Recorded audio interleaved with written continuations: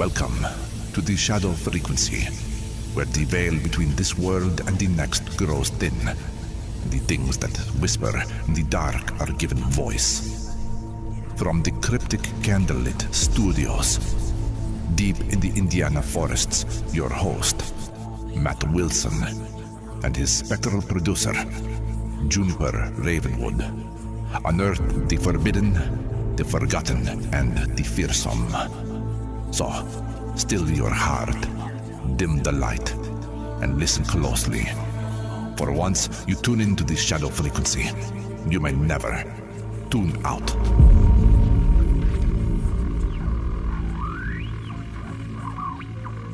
Welcome back to the Shadow Frequency. I'm Juniper, and tonight the air feels a little older than usual. Not dusty exactly, more like the kind of silence you feel made inside a stone chamber when your flashlight starts to dim.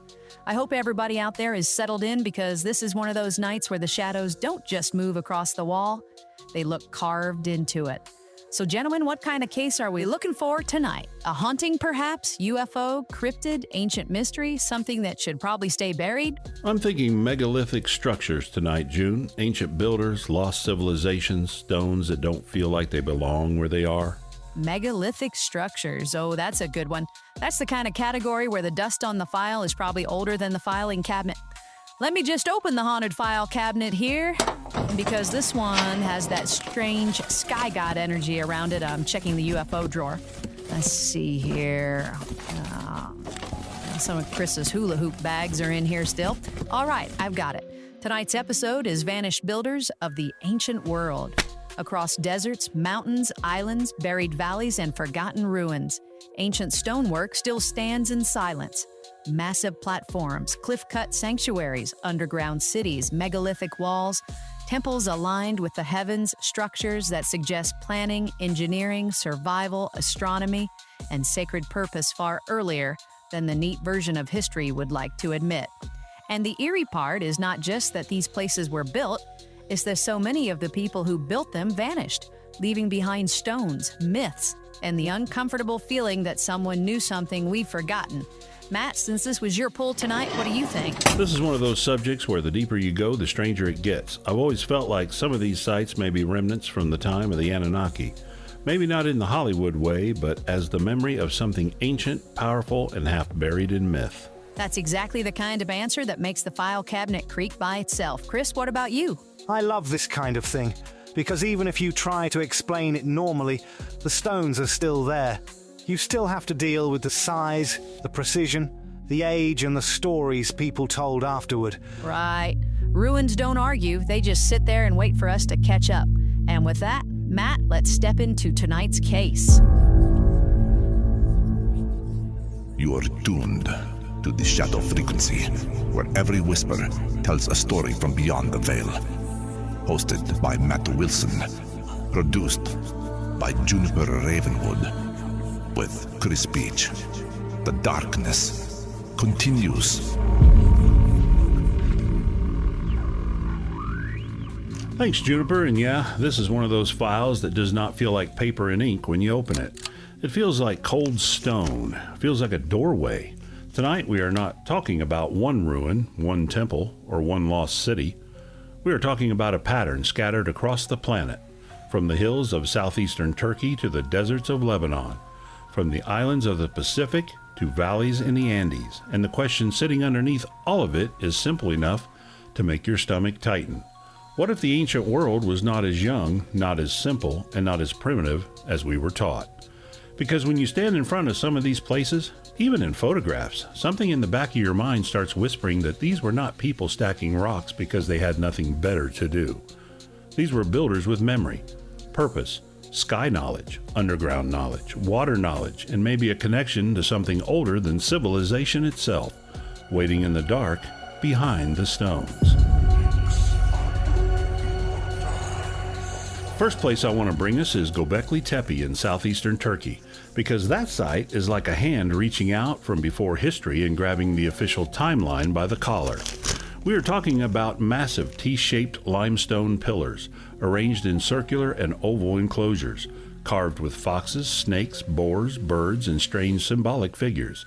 and these structures go back to roughly the 10th millennium before Christ. Let that settle for a second. This is before the pyramids, before Stonehenge, before the great cities of Sumer, before writing as we know it, and yet the stones are there, upright, deliberate, ritualized, almost watching. And for me, this is where the Anunnaki possibility starts flickering in the corner of the room, because Mesopotamian memory later gives us beings who come from the heavens, shape kingdoms, teach arts, measure the world, and then fade into myth. Now, I'm not saying someone left a plaque at Göbekli Tepe that says built by sky gods, but I am saying the place feels like an older operating system running under human history, and once you notice it, the room gets colder. I'm pulling something from the file here, and this one is a printed excavation photograph of one of those T-shaped pillars at Göbekli Tepe. The kind of image where you can see the animal relief standing out from the stone. Look at it long enough and it stops feeling decorative. It starts feeling instructional. Snakes crawl along the surface. Birds appear like messengers. Predators look frozen in a language we can still see but no longer read. And that is the part that bothers me in the best possible way.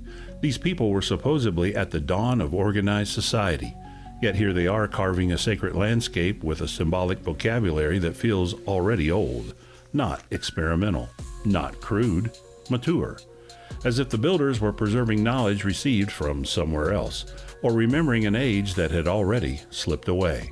And after the site was used, portions of it were intentionally buried, which makes the whole thing even stranger, because burying a sacred place is not forgetting it.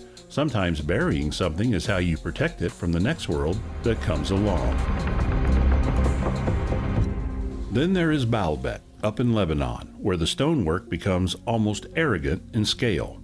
The Roman ruins there are spectacular on their own, but underneath and around that complex sit older foundations and massive stone blocks that make the mind stumble. Some of those monoliths weigh hundreds of tons, and the famous raised platform includes stones so large that even today people look at them and ask the same question over and over. Why build that way unless you had to? Why choose stones so enormous that moving them becomes almost a message in itself? In later tradition, Baalbek becomes tangled with giants, ancient gods, and pre-flood legends, and I understand why. You stand before stones like that, and ordinary explanation feels too small for the shadow they cast. My take, and I'll own it, is that sites like this may be remnants from the time of the Anunnaki, or from culture still carrying the engineering memory of that age. Not proof sitting under glass maybe, but a fingerprint pressed into the foundation of the world. And once you follow that fingerprint, it leads underground. Cappadocia gives us rock-cut sanctuaries, tunnel systems, and underground towns carved in the volcanic landscape. Derinkuyu is the one people usually know, a multi-level subterranean city with ventilation shafts, rooms, passageways, storage areas, places for people and animals, and those rolling stone doors that could seal corridors from the inside. Think about the psychology of that. A community does not carve a world beneath the world because life on the surface feels perfectly safe. They are preparing for danger, maybe invaders, maybe persecution, maybe weather or catastrophe. But when you put that beside older myths of skyfire, floods, gods descending, and civilizations going under the earth to survive, you start hearing the same old rhythm again. Above ground, temples watch the stars. Below ground, people build wombs of stone. And in between those two extremes, there is a memory of something humanity was desperate not to face in the open. Now jump across the oceans to Nan Madol in Micronesia, a ceremonial city made of basalt and coral boulders, built across artificial islets separated by tidal canals. It is sometimes called the Venice of the Pacific, but that almost makes it sound charming, and honestly, charming is not the word I would use. Imagine dark basalt logs stacked into walls out over the water, tombs and ceremonial spaces rising where no ordinary city should be, a sacred center sitting between land and sea like it belongs to neither. Then move again to Malta, where megalithic temples stand with curved chambers, alignments, and massive limestone blocks, older than many famous monuments people instinctively think of first. Then to Tiahuanacu and Pumapunku in Bolivia, where precisely cut stones, platforms, and monumental remains sit high near Lake Titicaca like the shattered machinery of a forgotten ceremonial world. Different continents, different cultures, different ages. But the same feeling follows us from place to place. Somebody knew exactly what they were doing, and then something happened, leaving the stones behind like the last survivors of a vanished language. And that's what keeps pulling me back in. The stones are not rumors, they're still sitting there. There's something unsettling about the idea that the ruins might remember more than we do. And even the practical explanations don't really take the chill out of it. Massive stones, vanished people, old sky stories. That's a fairly spooky recipe. Exactly, and in the second half, we're going from the builders to the disappearances, the cities that went quiet, the systems that failed, and the possibility that ancient myths may be warnings left behind. Juniper and Chris, take it away. The stones are still standing, the builders are gone, and history still has not explained the silence between them.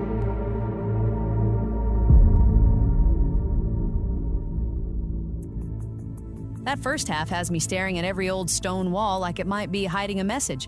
And I wonder how many of you are thinking the same thing right now, that maybe the ancient world wasn't just older than we imagine, but stranger. Chris, come on in before the file gets any heavier. Thanks, June. And I'll tell you, this is one of those episodes where you start out thinking, oh, ancient ruins, very interesting. And then suddenly you're wondering who had the tools, who had the knowledge, and why so much of it seems to vanish into the dark. While we're all standing here staring at the stones, do us a favor and like and subscribe on whatever platform you're using. It really does help the algorithms push the show out to more people who enjoy this kind of strange ride. You can find us on Facebook, TikTok, YouTube, Rumble, and all major podcast directories. And of course, head over to shadowfrequencypodcast.com for every episode, the companion blog, merch, show notes, and links to every platform. You can also support the show by buying us a coffee on the website, or reach out by email or voice message, and who knows, yours might be played on a future episode. June, back to you. All right, it's time to fire up the spectral cosmic message materializer. Let's flip the switches, warming up the tubes, watching the little needle bounce around like you just heard footsteps in the attic. And here we go. Something is slipping through the static. Message retrieved from It's the a little void. strip of paper curled at the edges, smelling faintly like rain on an old train platform. Let's unfold it and see who found us in the dark tonight. This one comes from Jan in Devonshire. Says, hi, Matt, Juniper, and Chris. I found the Shadow Frequency through Facebook, and now I usually listen on Spotify when I'm taking the bus between Exeter and the smaller villages nearby. There's something about sitting upstairs on a nearly empty bus, watching the hedges and old stone walls go by while you're talking about UFOs or hauntings. That makes the ride feel a little less ordinary. The ancient sites are my favorite too, because especially when you get into places that seem older or stranger than they should be, keep doing what you're doing. It makes public transportation feel like a trip through the shadows. All the best, Jan. Keep the old roads whispering. Oh, Jan, I love that. And this episode tonight's definitely for you.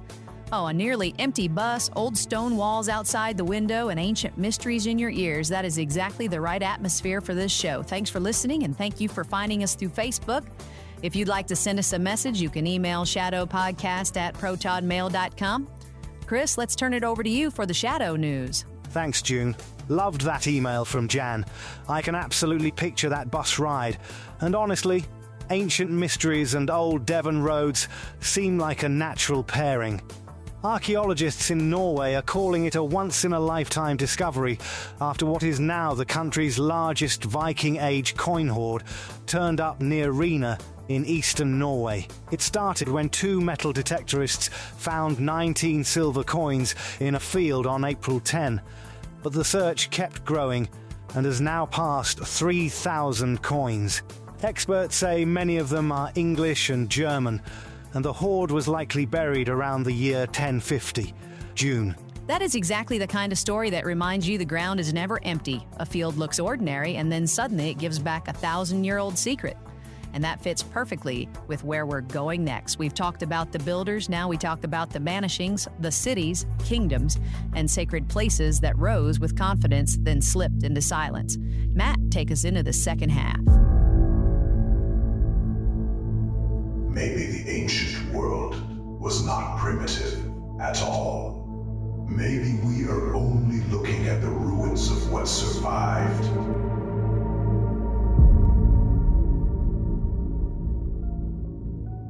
Thanks, Juniper, and I love that email from Jan because there is something perfect about listening to ancient mysteries on public transportation. You're sitting there with modern lights, schedules, traffic, people staring at phones, and in your ears we are talking about stone cities, buried chambers, and civilizations that disappeared before anyone could write their ending down. And Chris's Norway story fits right into this too. A field gives up thousands of coins after 1,000 years, and suddenly the ground reminds us that history is not gone. It's covered. It is waiting. That is the mood I want to carry into this second half, because the builders are one half of the mystery, but the vanishings are the other. A monument is eerie because it survived.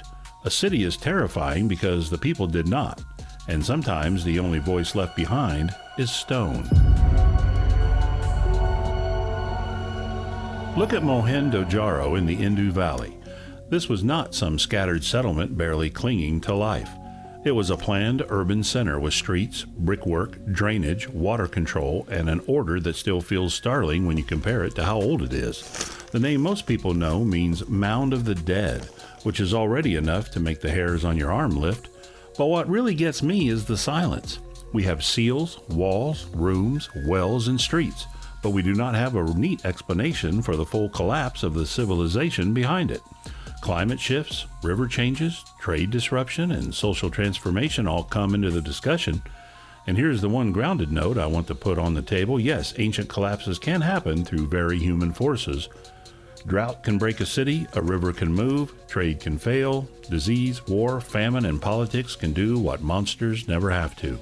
But the eerie part is that folklore often preserves catastrophe as something bigger than weather or economics. Later generations remember the end as curse, flood, divine anger, fire from the sky, or punishment from beings above. And sometimes myth may be the smoke left after a real fire. I'm pulling another item from the file now, and this one is a reproduction of a map and site plan of Mohenjo-daro, the kind used in archaeology books to show the grid of streets and the raised citadel area. What jumps out is how organized it feels. You're not looking at chaos, you're looking at intention. You can trace the streets with your finger and almost hear sandals in the dust. Water moving through drains, voices in courtyards, merchants packing goods, someone closing a door for the last time without knowing it would ever open again. That is where these places become haunted for me. Not because a ghost has to appear in a window, but because a city can be a ghost. Angkor in Cambodia gives us another version of that same feeling. A huge urban and sacred landscape shaped by water systems, reservoirs, canals, temples, and royal power, later strained by climate swings, droughts, intense monsoons, and political change. When the water system faltered, the city's brilliance became part of its vulnerability.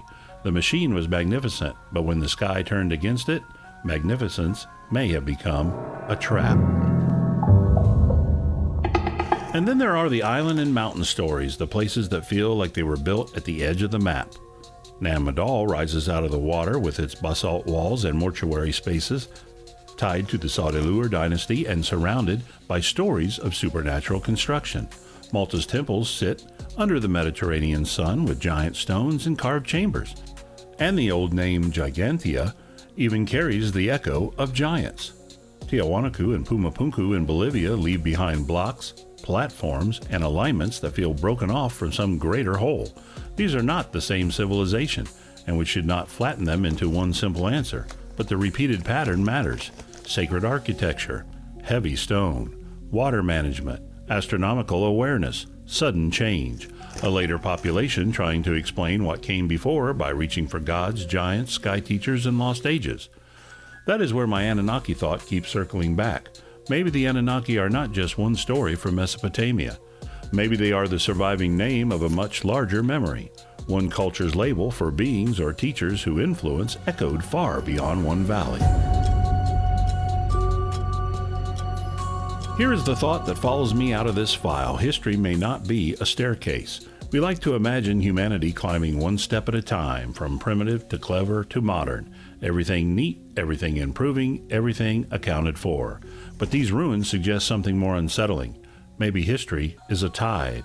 It comes in with brilliance, temples, cities, alignments, canals, star maps, myths, and machines of stone. Then it pulls back through drought, flood, war, fire, famine, or something stranger. And the next people arrive on the shore finding only fragments. They ask who could have built such things, and because the answer is already gone, they say giants, they say gods, they say sky people, they say the world before this one. And maybe, buried underneath the folklore, is not a mistake, but a warning. Civilizations can become extraordinary and then vanish so completely that their descendants mistake them for legend. The stones remain because stone is patient. And if those stones are remnants from the time of the Anunnaki or from people taught by something older than memory, then they are not just ruins. They are markers, standing in silence, waiting for us to remember what ended the last age. And that, to me, is the chill of it. Not just that ancient people built wonders, but that wonders can be abandoned, buried, and misunderstood until only the stones know the truth. It does make you wonder what we're walking past today without realizing it. A wall, a hill, a foundation stone, maybe the last page of a story nobody can read anymore. I'm going to be suspicious of every old rock pile for at least a week now, possibly forever. Same here, but that's the gift and the curse of these cases. Once you start seeing the pattern, the ancient world stops feeling distant. It feels like it's standing right behind us. Juniper, I'll turn it over to you. Every lost city leaves behind the same warning. Civilizations do not always fade away. Sometimes they simply vanish.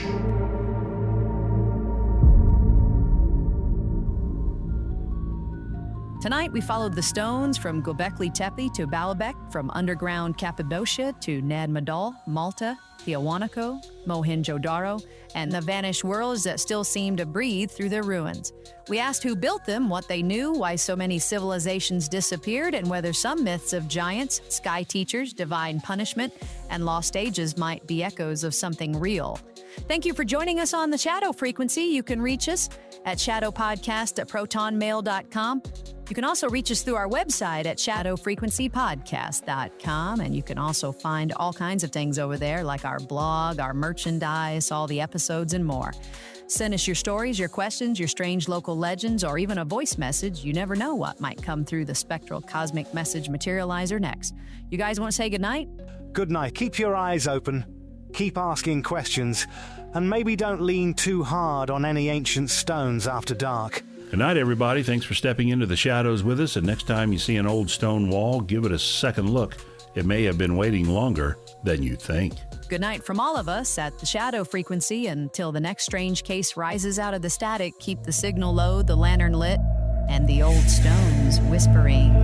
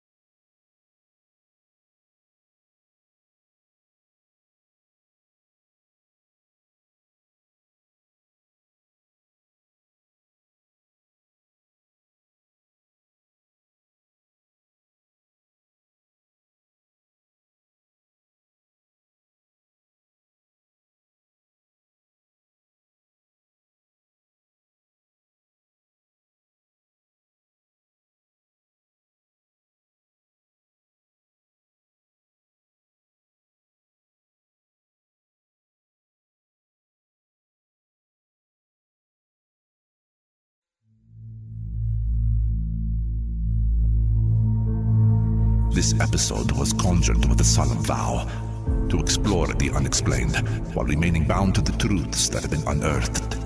All interpretations are speculative and offered only for your enlightenment and your entertainment.